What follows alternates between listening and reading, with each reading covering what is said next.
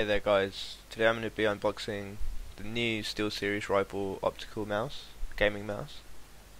I received this today actually in the post. I didn't know it'd be coming this week or when it was going to be coming at all actually, because they didn't really give a release date or anything as such on their website, so that was a pleasant surprise.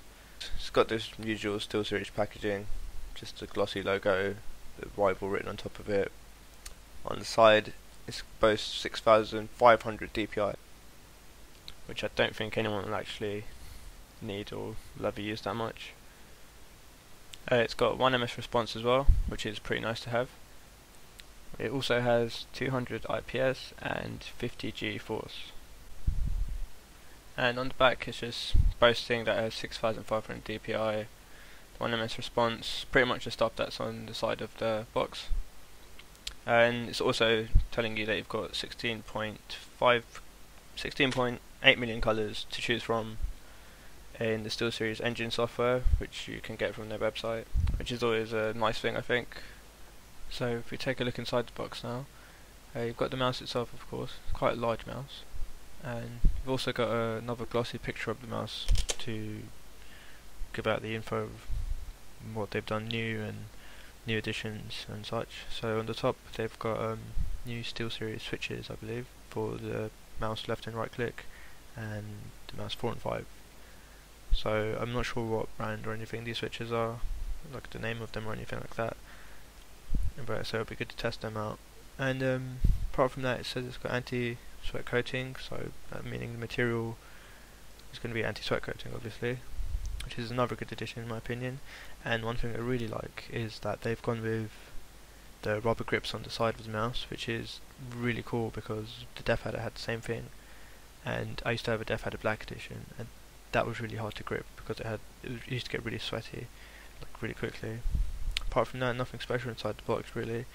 It's just got the RIVAL nameplate, and they gave you a SteelSeries nameplate with the mouse as well.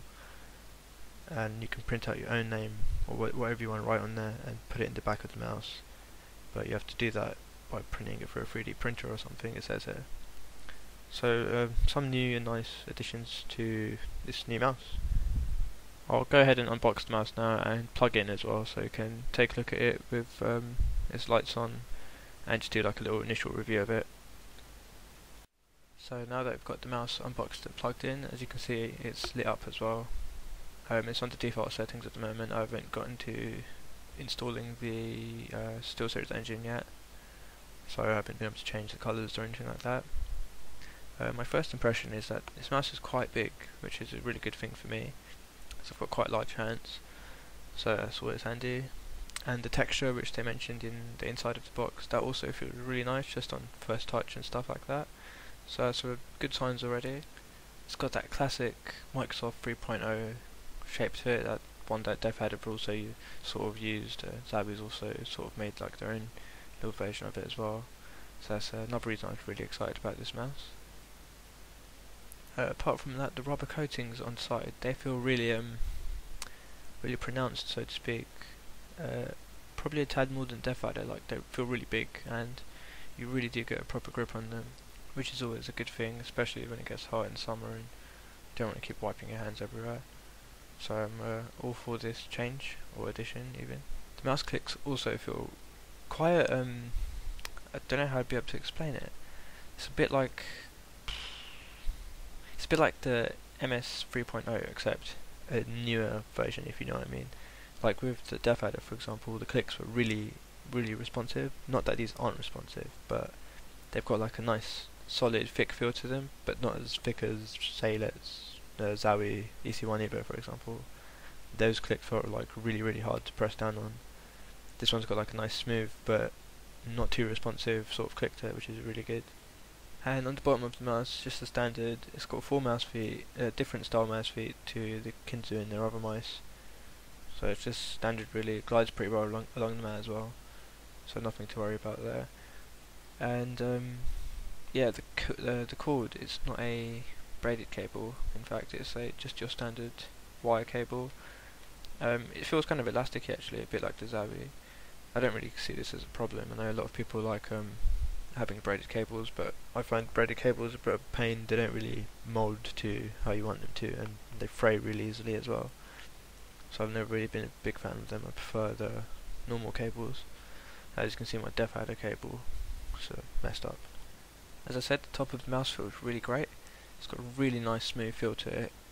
I'm going to use the example of Zowie again, because that's the only mouse I've felt which has the similar sort of grip to it.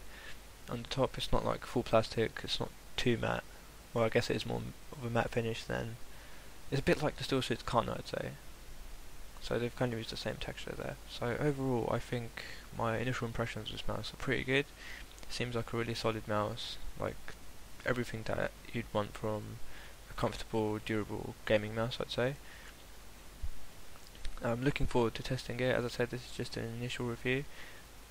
I'll be testing it properly for a few days, and then I'll do a full in-depth review of it. So look out for that video, and thanks for watching.